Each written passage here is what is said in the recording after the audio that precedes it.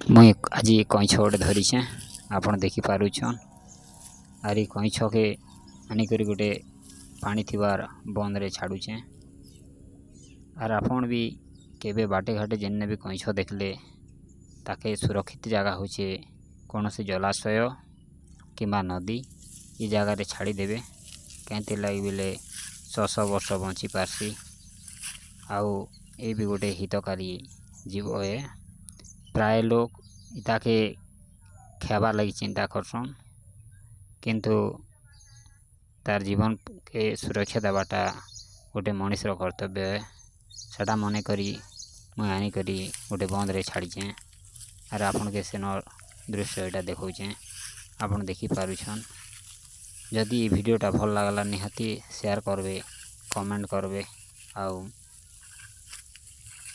नुआ करी एसचन बेले मोर वीडियो के सब्सक्राइब करबे। जय जगन्नाथ।